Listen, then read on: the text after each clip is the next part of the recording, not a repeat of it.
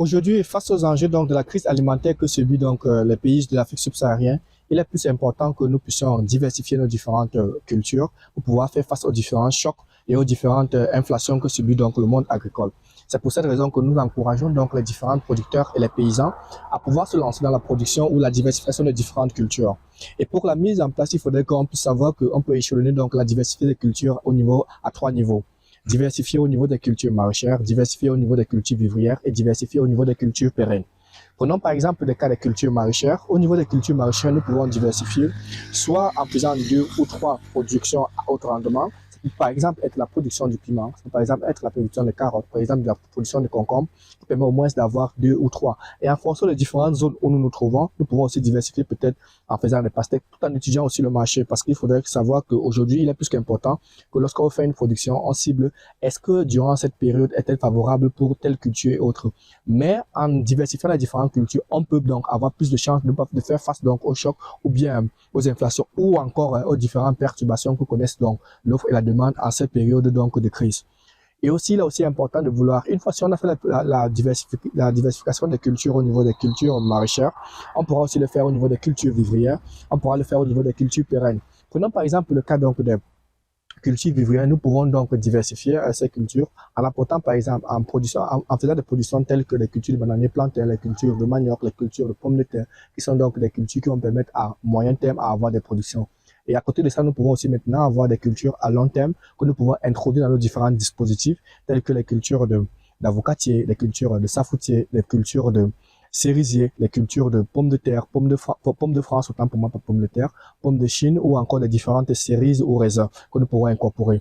Alors, il est donc important de pouvoir jouer sur ce dispositif. C'est pour cette raison que durant donc le mois de juin et juillet, nous serons donc au Gabon pour des formations en agriculture et en élevage biologique. Il serait question de pouvoir montrer, donc en fonction des localités dans lesquelles vous situez, à faire des productions des cultures sans toutefois utiliser donc les engrais et en utilisant les alternatives qui se trouvent dans nos différentes localités. Que vous soyez à Libreville, puisque la formation pour le moment aura lieu dans 4 villes, Franceville, Libreville, Moanda et Port-Gentil. Donc à la date du 1er au 3 juin, nous serons donc à Libreville pour la formation. La théorie aura lieu donc à l'immeuble du marché banane PK8 et la pratique aura lieu au complexe SSA Bertéjean. Pour ce qui est donc de la formation, une semaine après, nous serons à Port-Gentil du côté de la Côte d'Azur. Nous aurons donc la formation aura lieu du jeudi 7 au samedi, du jeudi 8 autant pour moi, juin, au samedi 10 juin au niveau de Port-Gentil. Et pour ce qui est donc de la formation 2 semaines plus tard, plus précisément du jeudi 24 au samedi 26, nous serons du côté de Moanda pour la formation. Et puis maintenant, du jeudi 29 et du samedi 1er juillet, nous serons donc du côté de Franceville pour la formation en agriculture et en élevage biologique.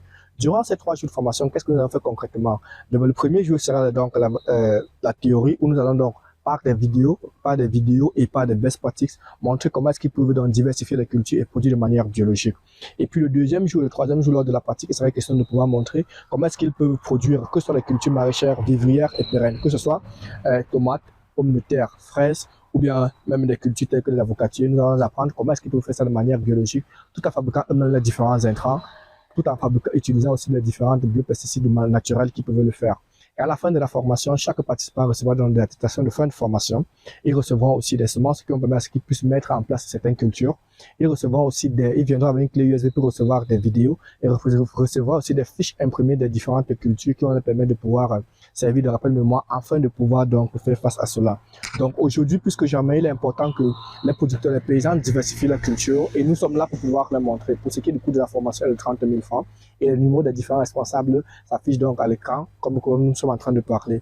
Donc rendez-vous au mois de juin et juillet au niveau du Gabon pour des formations en agriculture et élevage biologique.